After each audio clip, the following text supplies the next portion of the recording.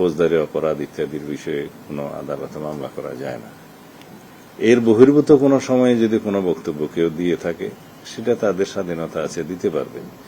তবে আমরা আমলে নেওয়ার মতো কোনো বিষয় এখানে দেখিনি। সাবেক রাষ্ট্রপতি হিসাবে তিনি আইন অনুযায়ী যা সুযোগ পাবেন সেটা অবশ্যই পাবেন। আমাদের মহামান্য রাষ্ট্রপতি পদত্যাগ করেছেন শারীরিক কারণে, তার পদত্যাগপত্রে বিস্তারিত উল্লেখ করেছেন।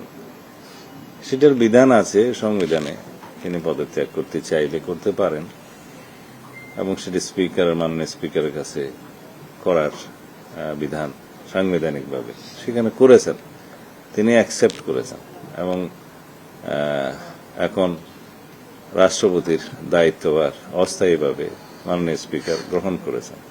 এগুলো সবই আইনি কথা। এখন যারা তার বিরুদ্ধে বক্তব্য দিচ্ছে তাদের সেটা অধিকার আছে। আমরা গণ অভ্যুত্থানের পরবর্তী সময়ে কি প্রত্যাশা করি?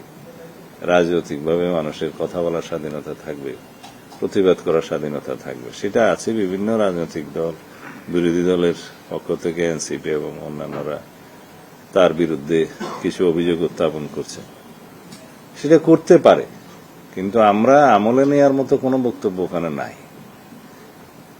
মহামান্য রাষ্ট্রপতি তার দায়িত্ব পালনকালীন সময়ে স্বৈরাচারের শেষ দিকে ইন্টারিম গভর্নমেন্টের পুরোটা এবং বর্তমান রাজনৈতিক সরকারের এই প্রায় 5-6 মাস এই সময়ে তিনি সাংবিধানিকভাবে দায়িত্ব পালন করেছেন এবং বিধিবিধান অনুযায়ী করেছেন।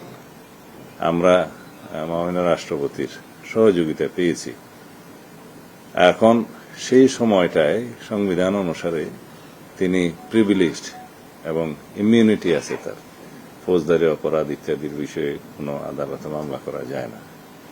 এর বহির্ভূত কোনো সময়ে যদি কোনো বক্তব্য কেউ দিয়ে থাকে সেটা তাদের স্বাধীনতা আছে, দিতে পারবে। তবে আমরা আমলে নেওয়ার মতো কোনো বিষয় এখানে দেখিনি। Spanish digital print tiles, ATI tiles, এক টাইলসে জীবন পার। এটা আমরা পত্রিকায় দেখেছি।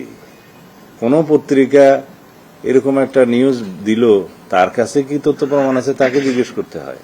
আমাদের কাছে সেরকম কোনো তথ্য নেই। আর কথা বলার জন্য লন্ডন যেতে হয় নাকি? আজকালকার ইন্টারনেটের দুনিয়ায় লন্ডন যেয়ে কারোর সাথে কথা বলতে হয় না, তো এটা আমার কাছে অলিক মনে হয়। কথা বলতে চাইলে তো এখান থেকেও বলা যায়। সেই সময় দায়িত্ব পালনকালীন সময়ে তার বিরুদ্ধে কি কোনো অভিযোগ কেউ দিয়েছিল?